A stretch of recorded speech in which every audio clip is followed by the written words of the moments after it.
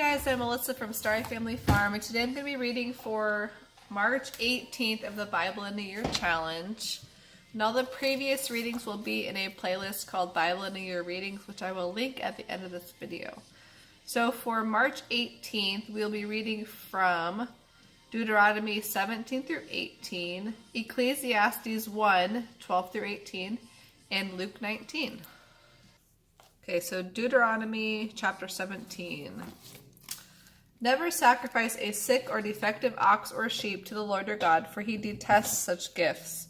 Suppose a man or woman among you in one of your towns that the Lord your God is giving you has done evil in the sight of the Lord your God, and has violated the covenant by serving other gods or by worshiping the sun, the moon, or any of the forces of heaven, which I have strictly forbidden. When you hear about it, investigate the matter thoroughly. If it is true that this detestable thing has been done in Israel, then that man or woman must be taken to the gates of the town and stoned to death. But never put a person to death on the testimony of only one witness. There must always be at least 2 or 3 witnesses. The witnesses must throw the first stones, and then all the people will join in. In this way, you will purge all evil from among you. Suppose a case arises in a local court that is too hard for you to decide. For instance, whether someone is guilty of murder or only of manslaughter, or a difficult lawsuit, or a case involving different kinds of assault. Take such cases to the place the Lord your God will choose, where the Levitical priest and the judge on duty will hear the case and decide what to do. The decision they make at the place the Lord chooses will always stand. You must do exactly what they say. After they have interpreted the law and reached a verdict, the sentence they impose must be fully executed. Do not modify it in any way. Anyone arrogant enough to reject the verdict of the judge or of the priest who represents the Lord your God must be put to death. Such evil must be purged from Israel. Then everyone will hear about it and be afraid to act so arrogantly. Guidelines for a king. You will soon arrive in the land the Lord your God is giving you, and you will conquer it and settle there. Then you may begin to think, we ought to have a king like the other nations around us. If this happens, be sure that you select as king the man the Lord your God chooses. You must appoint a fellow Israelite, not a foreigner. The king must not build up a large stable of horses for himself, and he must never send his people to Egypt to buy horses there, for the Lord has told you, you must never return to Egypt. The king must not take many wives for himself, because they will lead him away from the Lord, and he must not accumulate vast amounts of wealth in silver and gold for himself. When he sits on the throne as king, he must copy these laws on a scroll for himself in the presence of the Levitical priests. He must always keep this copy of the law with him and read it daily as long as he lives.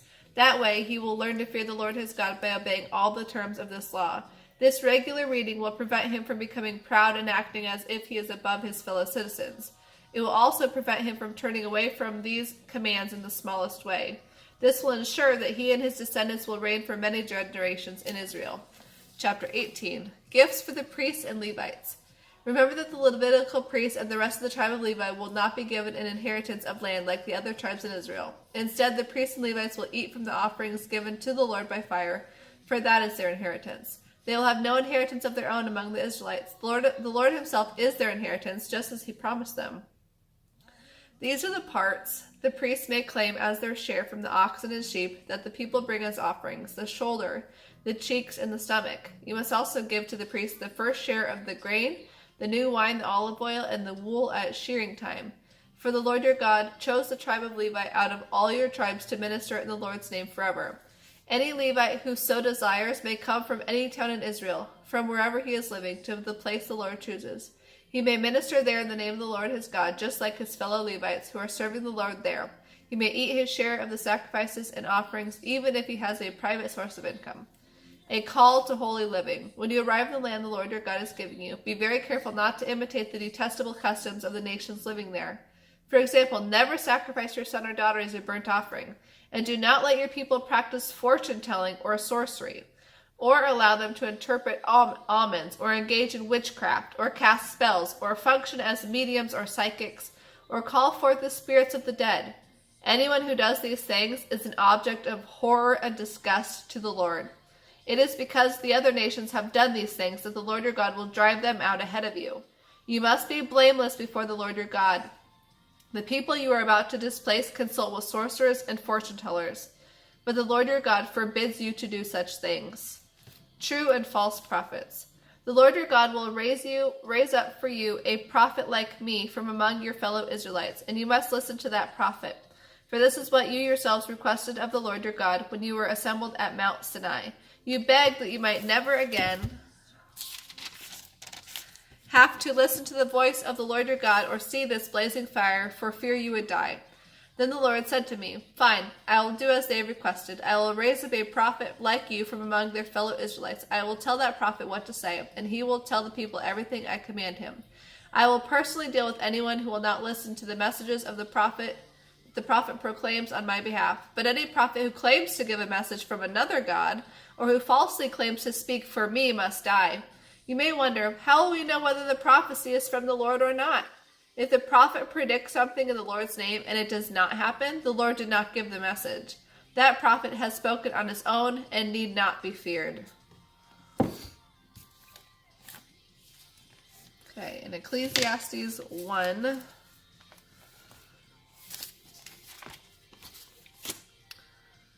(12 through 18), the futility of wisdom. I, the teacher, was king of Israel. Okay, and this is being said by King David's son. I, the teacher, was king of Israel, and I lived in Jerusalem. I devoted myself to search for understanding and to explore by wisdom everything being done in the world. I soon discovered that God has dealt a tragic existence to the human race. Everything under the sun is meaningless, like chasing the wind. What is wrong cannot be righted. What is missing cannot be recovered. I said to myself, Look, I am wiser than any of the kings who ruled in Jerusalem before me. I have greater wisdom and knowledge than any of them.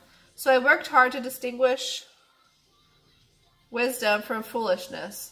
But now I realize that even this was like chasing the wind. For the greater my wisdom, the greater my grief. To increase knowledge only increases sorrow. And then Luke 19. Jesus and Zacchaeus. Jesus entered Jericho and made his way through the town. There was a man there named Zacchaeus. He was one of the most influential Jews in the Roman tax collecting business, and he had become very rich. He tried to get a look at Jesus, but he was too short to see over the crowds. So he ran ahead and climbed a sycamore tree beside the road so he could watch from there. When Jesus came by, he looked up at Zacchaeus and called him by name. Zacchaeus, he said, quick, come down, for I must be a guest in your home today. Zacchaeus quickly climbed down and took Jesus to his house in great excitement and joy. But the crowds were displeased. He has gone to be the guest of a notorious sinner, they grumbled.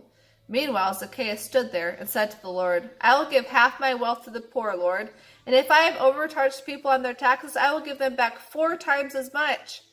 Jesus responded, Salvation has come to this home today, for this man has shown himself to be a son of Abraham. And I, the Son of Man, have come to seek and save those like him who are lost. Story of the 10 servants.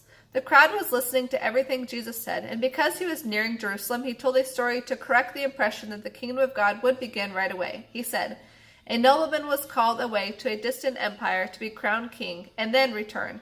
Before he left, he called together 10 servants and gave them 10 pounds of silver to invest for him while he was gone. But his people hated him and sent a delegation after him to say they did not want him to be their king. When he returned, the king called in the servants to whom he had given the money. He wanted to find out what they had done with the money and what their profits were.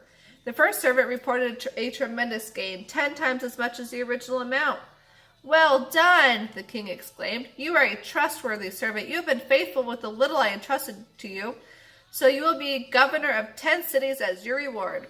The next servant also reported a good gain, 5 times the original amount. Well done, the king said. You can be governor over 5 cities. But the third servant brought back only the original amount of money and said, I hid it and kept it safe. I was afraid because you are a hard man to deal with, taking what isn't yours and harvesting crops you didn't plant. You wicked servant, the king roared. Hard am I? If you knew so much about me and how tough I am, why didn't you deposit the money in the bank so I could at least get some interest on it? Then turning to the others standing nearby, the king ordered, Take the money from this servant and give it to the one who earned the most. But master, they said, that servant has enough already. Yes, the king replied. But to those who use well what they are given, even more will be given.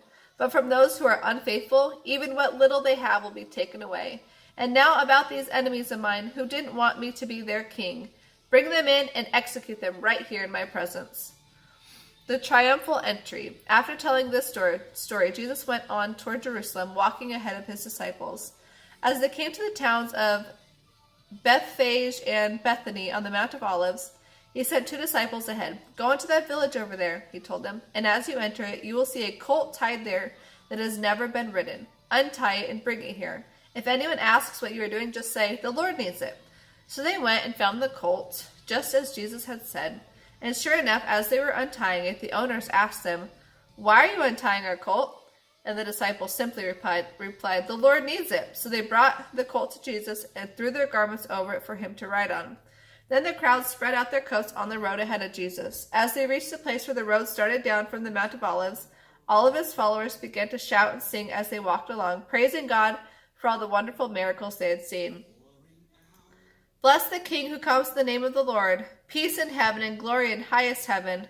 But some of the Pharisees among the crowd said, "Teacher, rebuke your followers for saying things like that." He replied, "If they kept quiet, the stones along the road would burst into cheers." Jesus weeps over Jerusalem. But as they came closer to Jerusalem and Jesus saw the city ahead, he began to cry, "I wish that even today you would find the way of peace, but now it is too late and peace is hidden from you. Before long your enemies will build ramparts against your walls and encircle you and close in on you. They will crush you to the ground and your children with you. Your enemies will not leave a single stone in place because you have rejected the opportunity God offered you." Jesus clears the temple. Then Jesus entered the temple and began to drive out the merchants from their stalls. He told them, "The scriptures declare my temple will be a place of prayer, but you have turned it into a den of thieves." After that, he taught daily in the temple, but the leading priests, the teachers of religious law, and the other leaders of the people began planning how to kill him. But they could think of nothing because all the people hung on every word he said. That is all for today's reading, and I will see you next time. And for March 19th of the Bible in a Year Challenge, it says to reflect on God as peace.